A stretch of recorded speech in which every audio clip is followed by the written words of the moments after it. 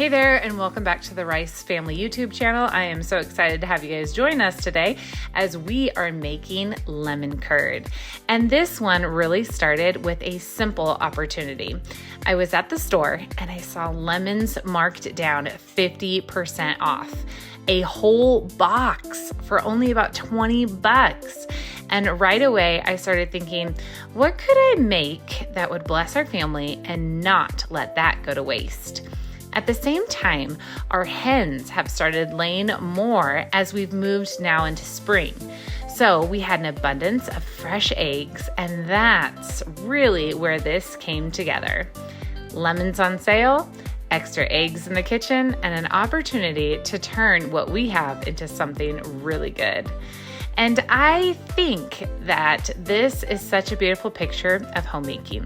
So often, homemaking isn't about having the perfect plan. It's actually just being attentive, seeing what the Lord has already provided and asking, how can I use this well? How can I turn this into something that nourishes and blesses my family? That's where so much practical wisdom comes in. It's not complicated, it's actually just thoughtful. And today, that looked like lemon curd. If you've never made lemon curd before, it is smooth, rich spread made from lemons, eggs, sugar, and butter.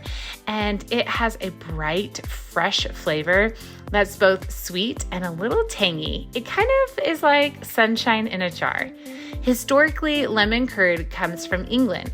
It became popular in the 19th century and was often served with scones during an afternoon tea. Instead of jam or preserves, lemon curd was a way to use fresh citrus in a soft, spreadable form. And even today, it is still a favorite in tea time settings and bakings. But one of the things that I love about how it is used in our home is the versatility. You can spread it on toast or on a biscuit. You can serve it with scones or muffins.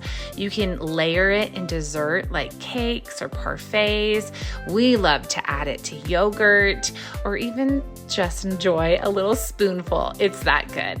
It's one of those simple things that feels really special without being complicated. So let's talk about how we make it. Lemon curd is made by gently heating eggs, sugar, lemon juice, and zest together until it thickens. This is important and you don't want to rush it. You're going to slowly cook those eggs so they thicken into a smooth, creamy texture without scrambling them. Once it reaches the right consistency, you move it from the heat and stir in the butter, which gives it that rich, silky finish. It thickens more as it cools, and what you're left with is this like beautiful golden curd. Now, one thing I want to mention, because I know many of us are thinking about preserving food, is canning. Lemon curd can be canned, but it is important to do it safely because it does contain eggs and butter. It's not quite the same as canning jams or jellies. There are approved recipes for water bath canning lemon curd, but they need to be followed carefully to ensure safety. Another option, which is what most families choose to do, is to store it in the refrigerator or freezer. In the fridge, it will last for about a week or two, and in the freezer, it can last much longer, and you can pull it out as you need. So even if you make a larger batch, you still have options for storing it well. We decided to can it so that it would last up to a year. And this brings us back again to homemaking, because it isn't just about the lemon curd. It's about learning to steward what we've been given. It's about recognizing the small decisions, like picking up a discounted lemons or using extra eggs that can turn it into something really meaningful for your family. It's about creating a home where things are used wisely, where food is prepared with care, and where simple things are enjoyed. There's something deeply satisfying about that. Taking what you have, working with your hands, and creating something that blesses your family. It doesn't have to be elaborate. It doesn't have to be perfect. It just has to be faithful.